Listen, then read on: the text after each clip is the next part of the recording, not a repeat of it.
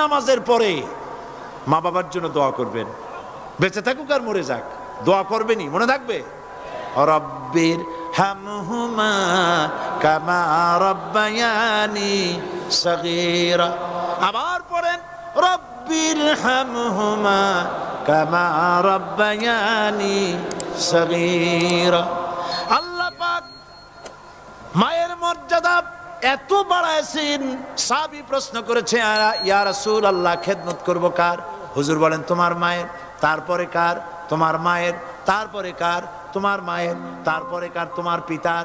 বাপের চাইতে মায়ের মর্যাদা আল্লাহ 3 গুণ বাড়াইয়া দিলেন, 3 গুণ বৃদ্ধি করে দিলেন। হাদিস শরীফে এসেছে হযরত আবী হুরায়রা রাদিয়াল্লাহু তাআলা আনহু রাসূলের কাছে এসে রাতের বেলায় কাঁদতেছিলেন। হুজুর প্রশ্ন করলেন আবু হুরায়রা কাঁদো কেন? হযরত আবু হুরায়রা বলছেন হুজুর মা আমাকে মেরেছে। তিনি প্রশ্ন করলেন আচ্ছা মা তোমার মারলো কেন? তুমি কি কোনো বেয়াদবি করছো? তিনি বললেন না। তবে মারলো কেন?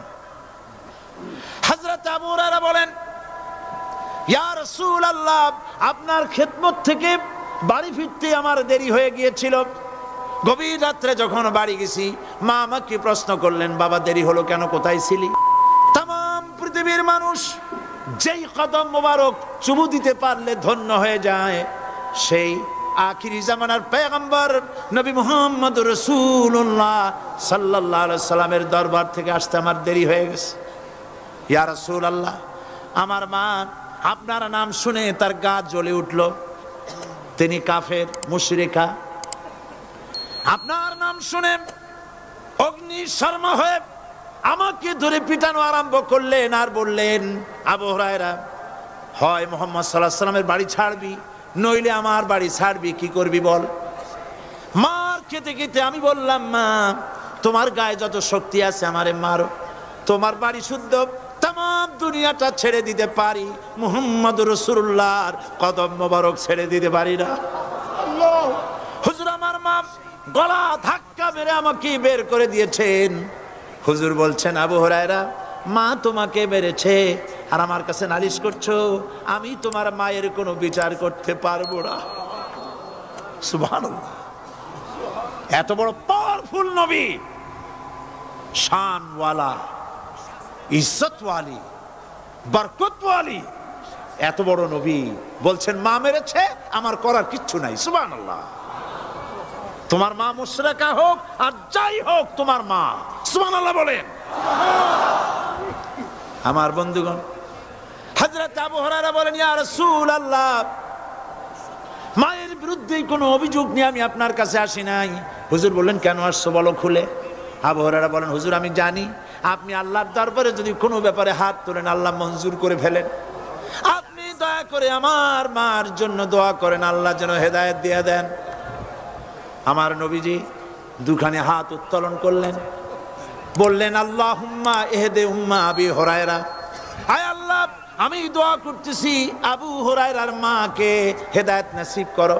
হুজুর হাত তুলে মোনাজাত করছেন, আবু হুরায়রা দৌড় দিলেন বাড়ির দিকে। কয়েকজন সাহাবী হযরত আবু হুরায়রার জামা টেনে ধরেছে, এই ভদ্রলোক দৌড়ায় কেন? এত শান্ত মানুষ, কখনো গরম হয়ে কারোর সঙ্গে কথা বলে না, এই মানুষটা দৌড়ায় কেন? কোনো বিপদ হইল নাকি? জামা টেনে ধরে বলে আবু হুরায়রা দৌড়াও কেন? হযরত আবু হুরায়রা বলেন জামা ছেড়ে দাও, কোনো বিপদ আমার হয় নাই, আমি দৌড়াইয়া বাড়ি যাই দেখতে চাই। আমি দৌড়াইয়া আগে বাড়ি যেতে পারলাম না, আমার নবীর দোয়া আগে আমার বাড়ি চলে গেছে, আমি এটা দেখতে চাই। হযরত আবু হুরায়রা দৌড়াতে দৌড়াতে বাড়ি চলে গেছেন। দরজায় নক করলেন, ভেতর থেকে আওয়াজ এলো কে? তিনি বললেন আমি আবু হুরায়রা, মা দরজা খুলে দাও, আমি তোমার সন্তান। মা বললেন বাবা অপেক্ষা করো, দরজা খুলতেছে। হযরত আবু হুরায়রা বলেন মায়ের গলার আওয়াজের ভেতরে কুফরিত কর্কশতা পেলাম না, মায়ের গলার আওয়াজের ভেতরে তাওহীদের নরমিয়াত পেলাম। আমার কাছে মনে হলো আমি আবু হুরায়রা বাড়ি আসার আগে নবীজির দোয়া আল্লাহর আরশে পৌঁছে গেছে। আবু হুরায়রা বলছেন মা আমার কিছুক্ষণ পরে ঘরের থেকে বেরিয়ে এসেছেন, আমি দেখলাম মায়ের শরীর ভিজা, মাথার চুল দিয়া পানি টপকাচ্ছে। মা আমার বললেন, বাবারে তোমাকে মারার পর আমি নিদারুণ অনুশোচনায় পড়েছিলাম, মনে মনে ভাবলাম, আহারে আমার সন্তানরা আমি কেন মারলাম? সে তো কোনো খারাপ কাজ করে নাই, কোনো খারাপ জায়গায় যায় নাই, এত ভালো মানুষ যার সম্পর্কে লোকেরা খামোখাই মিথ্যা কথা বলে, এই ভালো মানুষটার কাছে গেছে, সেজন্য আমি মারলাম কেন? বাবা গো, আমি আমার ভুল বুঝতে পেরেছি, জীবনের ভুলও ধরা পড়েছে, আমাকে জলদি করে নিয়ে চলো বিশ্ব নবীর দরবারে। হযরত আবু হুরায়রার মা রাসূলুল্লাহর খেদমতে এসে ঘোষণা করলেন, আশহাদু আল্লা ইলাহা ইল্লাল্লাহু ওয়াহদাহু লা শারীকা লাহু ওয়া আশহাদু আন্না মুহাম্মাদান আবদুহু ওয়া রাসূলুহু। আমার ভাইয়েরা, আল্লাহ রাব্বুল আলামিন মানুষ সৃষ্টি করে পৃথিবীতে পাঠায় দিলেন, খাবারের ইন্তজাম করলেন, এগুলি সব আল্লাহর পরিচয়। আল্লাহরে চেনার জন্যে বড় বড় কিতাব ঘাটা লাগে না, কিসমতে যদি থাকে দুই একটা দৃষ্টান্ত যথেষ্ট হয়ে যায়। সুবহানাল্লাহ, সুবহানাল্লাহ, দুই একটা দৃষ্টান্ত যথেষ্ট।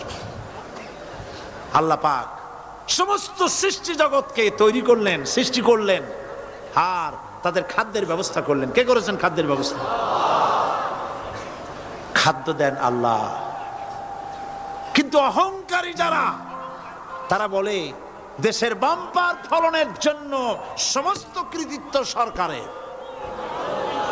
বলেন আস্তাগফিরুল্লাহ, বলেন নাউজুবিল্লাহ। এদের একজন বলছিল, 3 বছর কিছু দিবার পারুম না। লোকেরা কয় আমরা না খাইয়া থাহুম, আল্লাহ কয় আমিও দেহুম, কদ্দুর পারো না খাইয়া থাকতে।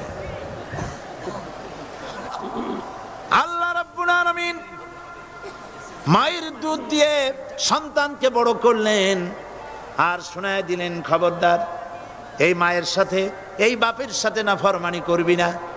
মা বাপের জন্য আমার কাছে দোয়া করবে, রব্বির হামহুমা কামা রাব্বায়ানি সাগীরা।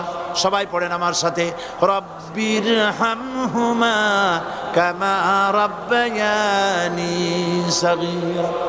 আল্লাহ পাক শিখাই দিলেন, বান্দারে আমার কাছে দোয়া করায়, আল্লাহ আমার মা বাপ আমাকে ছোটবেলায় যেভাবে স্নেহের কোলে লালন পালন করেছে, এইভাবে আমার মা বাপদের তোমার রহমতের কোলে লালন পালন করো। মনে থাকবে ভাইরা? বলেন মনে থাকবে?